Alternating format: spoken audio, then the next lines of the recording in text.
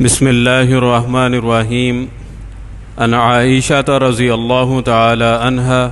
ان النبی صلی اللہ علیہ وسلم کان یعتکف العشر الاواخر من رمضان حتی توفاہ اللہ ثم اعتکف ازواجہ من بعدہ۔ ام المؤمنین حضرت عائشہ صدیقہ رضی اللہ تعالی عنہ سے روایت ہے، وہ فرماتی ہے کہ نبی کریم صلی اللہ علیہ وسلم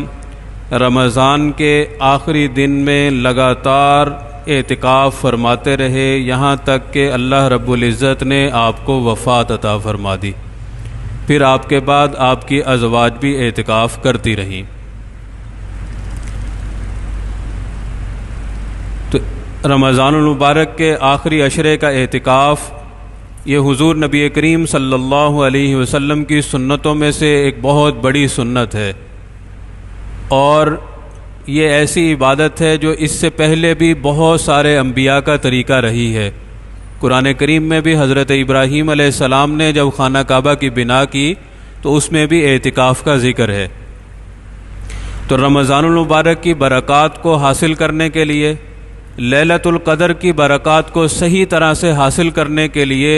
اعتکاف ایک بہت ہی اہم عبادت ہے۔ حضور نبی کریم صلی اللہ علیہ وسلم نے ایک موقع پر ارشاد فرمایا کہ اعتکاف کرنے والے کے لیے کتنی بڑی سعادت کی بات یہ ہے کہ وہ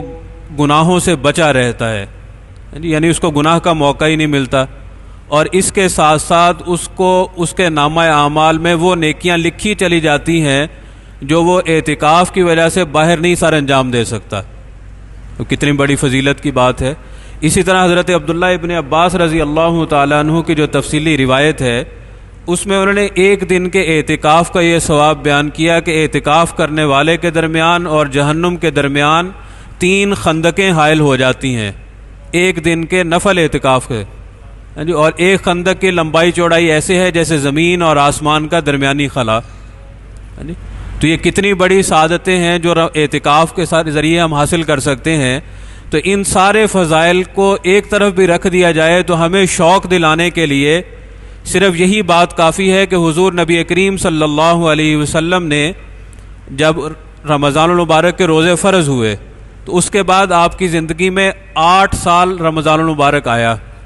اور ان میں سے 7 سال حضور نبی کریم صلی اللہ علیہ وسلم نے اعتکاف فرمایا رمضان کے 10 دن کا۔ 1 سال کسی غزوہ کی وجہ سے نہیں کر سکے تو اگلے سال 20 دن کا اعتکاف فرمایا، یعنی اس سال کی قضا کی۔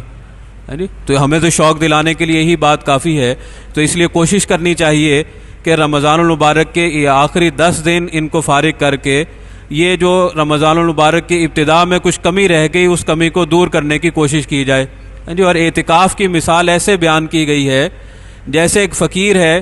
جو کسی صاحب مال سے، کسی مالدار آدمی سے اپنا مال وصول کرنے کے لیے ہر طریقہ اس نے آزما لیا، اور اس کے بعد جب باقی تمام طریقوں سے مایوس ہو گیا تو اس کے گھر کے اوپر ہی ڈیرا لگا کے بیٹھ گیا کہ اب تو میں لے کے ہی جاؤں گا۔ تو یہ 10 دن اللہ رب العزت کے گھر میں ڈیرا لگانا ہے کہ اب تو میں اللہ تعالیٰ سے اپنی مغفرت کروا کے ہی جاؤں گا۔